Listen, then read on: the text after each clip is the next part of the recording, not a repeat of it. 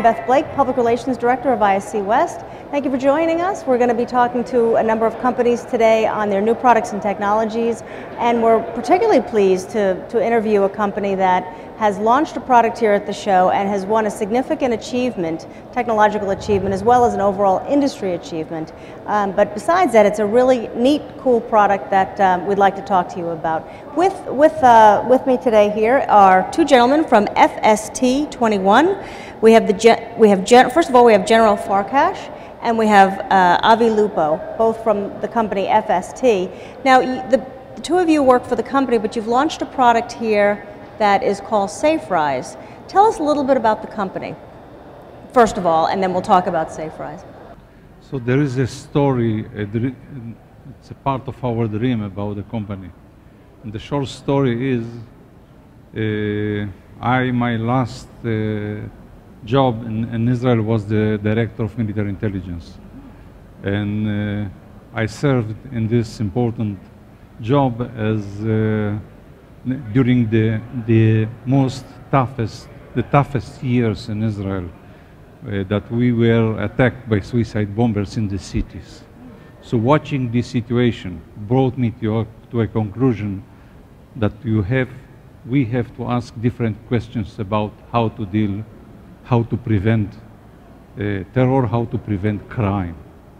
So this is one of the roots, or one of the way how we decided to use technology to make a huge difference, to make our life in the cities better.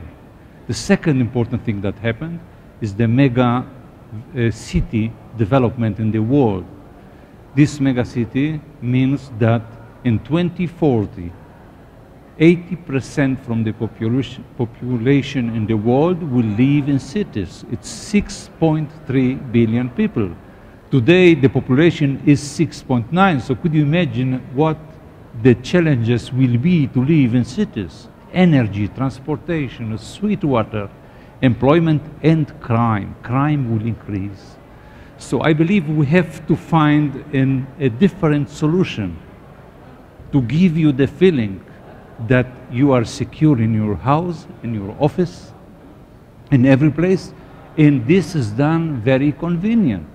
So our technology gave us an opportunity to change the way how people will access buildings by a fusion of technologies, by prevention, that this is, I believe, a very important thing, to prevent something to happen, not to investigate something after the event. And what we brought to the show, to the market, is a very strong fusion between three basic technologies: face recognition, voice recognition, and pattern of your behavior. When we put them together with a very strong server computer and very high level of audio and video analysis, this together brought us to a result that we can transform you to be the key for your building. So this is the product. A human key. A human key.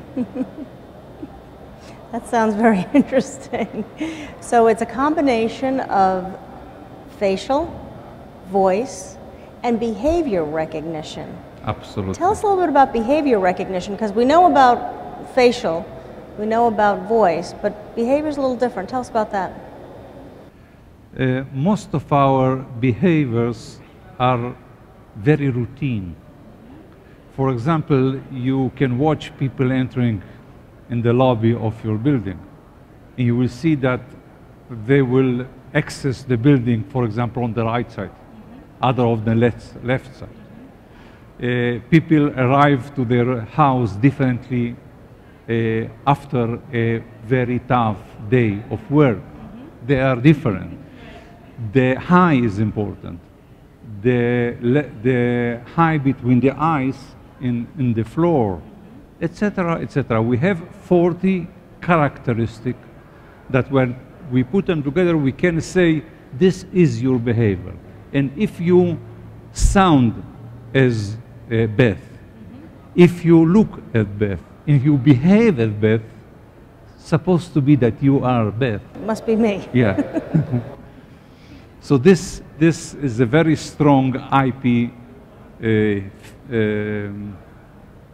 patent that we have, putting all this together in a strong server in real time.